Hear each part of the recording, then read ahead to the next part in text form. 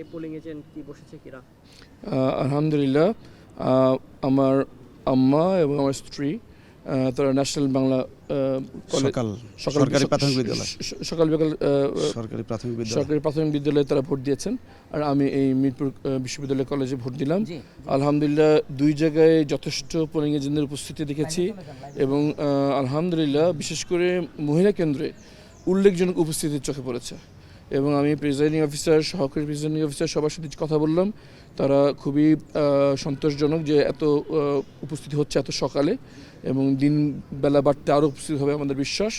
এখন পর্যন্ত আলহামদুলিল্লাহ আমরা সব কিছু স্মুথলি চলছে বলে আমরা দেখতে পাচ্ছি আলহামদুলিল্লাহ। এখন কেন্দ্রীয় সরজমিনে যে দেখতে পাই যে সেখানে সিসিটিভি ক্যামেরা নেই, এবং এরকমও তথ্য আমরা পেয়েছি যে ইলেকশন কমিশনের নির্দেশে সিটি কর্পোরেশনের লোকজন ক্যামেরা ফিট করতে এসে স্থানীয় কিছু প্রভাবশালীদের বাধার মুখে তারা ক্যামেরা না লাগিয়ে চলে গিয়েছে।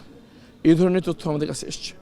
আমাদের কাছে তথ্য এসছে গতকাল রাতে বিভিন্ন জায়গায় পর্যবেক্ষকরা বিভিন্ন কেন্দ্রে ভিজিট করতে গেলে স্থানীয় কিছু উশৃঙ্খল লোকজন তাদেরকে হয়রানি করেছে। এবং আমাদের সবচেয়ে উদ্বেগজনক বিষয় হচ্ছে আমাদের কিছু সমর্থকদেরকে হয়রানি করা হচ্ছে, হয়রানিমূলক অভিযোগ দিয়ে তাদেরকে পুলিশে ধরিয়ে দেওয়া হচ্ছে। এটা খুবই উদ্বেগজনক। যদিও আমাকে বলতে হবে সেগুলো সবকটি এখন পর্যন্ত বিচ্ছিন্ন ঘটনা।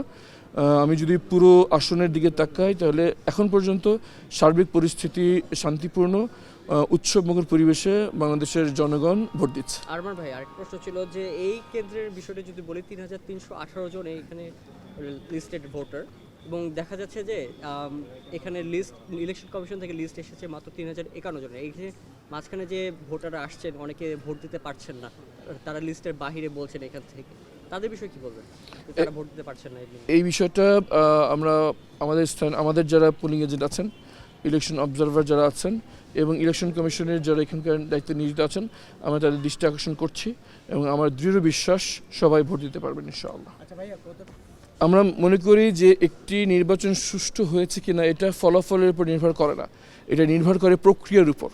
প্রথম প্রক্রিয়া হচ্ছে নির্বাচন কমিশন যেসব প্রতিজ্ঞা করেছিল, সিসিটিভি কভারেজ, আইনশৃঙ্খলা বাহিনী অবস্থান, সেগুলো নিশ্চিত হয়েছে কিনা।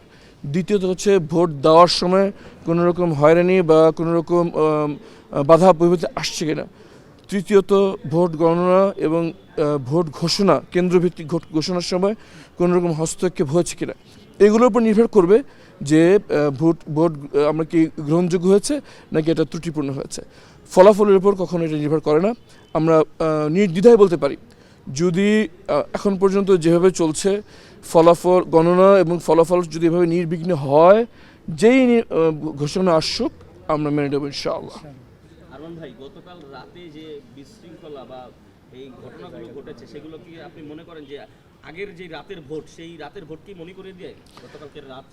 প্রথমত আমাদের কাছে মনে হয়েছে যে বিভ্রান্তিমূলক তথ্য ছড়ানো হচ্ছে।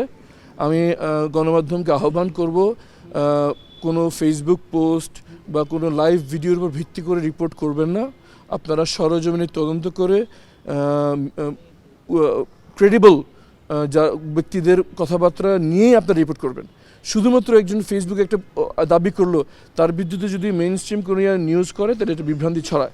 আমার বিশ্বাস জনগণ তাদের কাছ থেকে সরে যাচ্ছে বুঝতে পেরে কিছু মহল বিভ্রান্তি ছড়াচ্ছে, কিন্তু বাংলাদেশের জনগণ রাজনৈতিকভাবে অনেক সচেতন। জেনজিরা এবার উল্লেখযোগ্য ভোটার, তারা অনেক বেশি বিচক্ষণ। এই ধরনের বিভ্রান্তিতে জনগণ বিভ্রান্ত হবে না ইনশাআল্লাহ।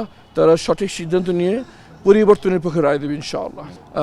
আমরা যত ত্রুটি এবং কোনো রকম বাধা, সেটা যত ছোটই হোক, এটাকে আমরা পূর্ণাঙ্গ গুরুত্বের সাথে দেখব। আমরা এই সঙ্গে আচরণবিধি এবং নির্বাচন আইন অনুযায়ী যে জায়গায় প্রতিবাদ এবং অভিযোগ করার সুযোগ রয়েছে আমরা সেটা করব, এবং পরবর্তী যদি আদালতে যেতে হয় আমরা যাব।